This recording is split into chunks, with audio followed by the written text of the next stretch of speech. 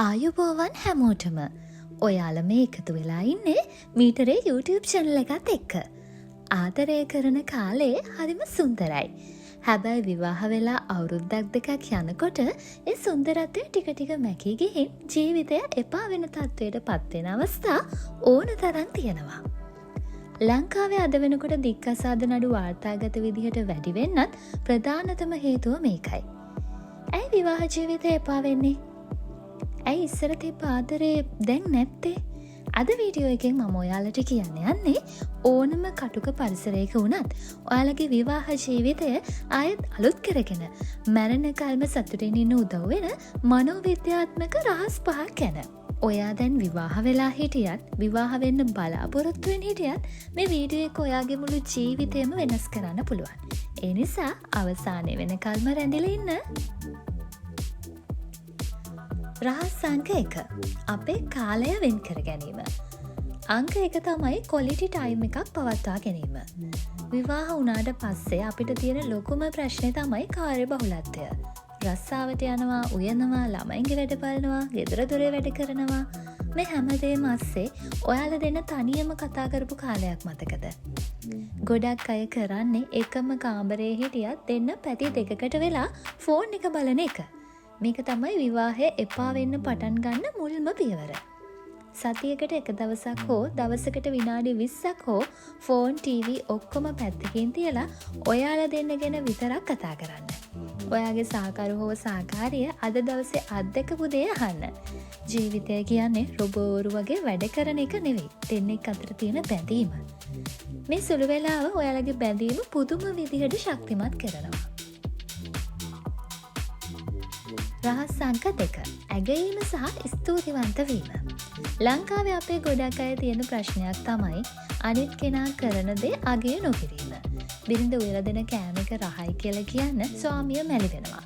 ස්වාමියා මහන්සි වෙලා සල්ලි හම්බ කරන එක ගැන අගය කරන්න බිරිඳ අමතක කරනවා.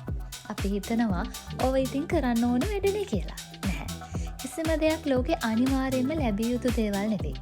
පොඩි හරි දෙයක් ඔයා වෙනුවෙන් සහකරු කරනව නම් ස්තුතියි කියන පුරුදු වෙන්න. ඔයා අද හදපු කෑම එක හරිම රහයි. ඔයා අද ඇඳලා ඉන්න ඇඳුමත් ලස්සනයි. වගේ පුංචි අගය කිරීමක් පවා මනෝවිද්‍යාත්මකව ඒ පුද්ගලයාව සතුටු කරනවා. ඒ සතුට ඔයාට ආපහු ලැබෙන්නේ ආදරයේ විදියටයි. රහස් අංක 3. රණ්ඩු වීමේදී සීමාවන් හඳුනා ගැනීම. රණ්ඩු වෙන්නේ නැති පවුල් ලෝකේ කොහෙවත් නැහැ.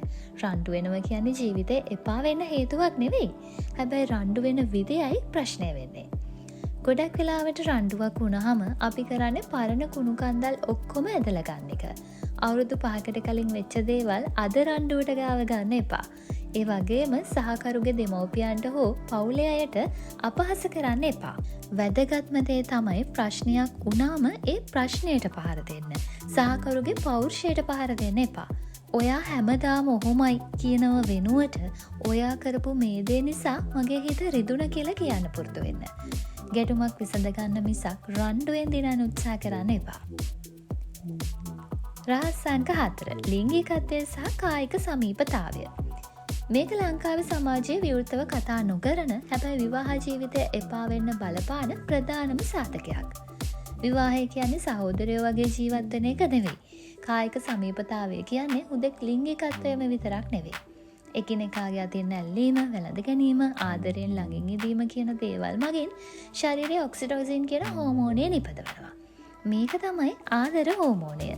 වැඩ අධික වුණාම ළමයි ලැබුණම ගොඩක් අය මේ සමීපතාවය මග අරිනවා. ඒකෙන් වෙන්නේ දෙන්න අතර තියෙන ආකර්ෂණය අඩු වෙන එක.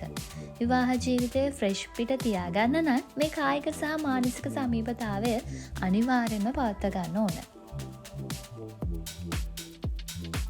රහස් අංක 5. එකිනෙකාට නිදහස ලබා දීම. අන්තිම රහස තමයි එකිනෙකාගේ පෞද්ගලික නිදහසට ගරු කිරීම. විවාහ වුණා කියලා කියන්නේ සහකරුගේ මුළු ජීවිතයම ඔයාගේ පාලනය යටතට ගන්නවා කියන එක නෙවෙයි. එයාට එයාගේ යාළුවෝ එක්ක කතා කරන්න, එයාගේ විනෝදාංශයක් කරන්න ඉඩ දෙන්න. හැම වෙලේම එකිනෙකාගේ පස්සෙන් එල්ලිලා ඉන්න ගියාම ඒක හුස්ම හිරවීමක් වගේ දැනෙන්න පුළුවන්. දෙන්නටම තනි තනියම සතුටින් ඉන්න පුළුවන් නම් විතරයි දෙන්න එකතු වුණාම ඒ සතුට දෙගුණ වෙන්නේ. සහකරුට තමන්ගේ අනන්‍යතාවය රැකගන්න ඉඩ දෙන්න. එතකොට එයා ඔයා ළඟට එන්නේ හරිම ආසාවෙන්. ඉතින් මේ කරුණු පහ ගැන ඔයාලා මොකද හිතන්නේ? විවාහය කියන්නේ නිකන් ලියකියවිලි ටිකක් නෙවෙයි. ඒක හැමදාම අලුත් කරන්න ඕන. හැමදාම වතුර දාලා සත්කාර කරන්න ඕන ලස්සන පැලයක් වගේ දෙයක්.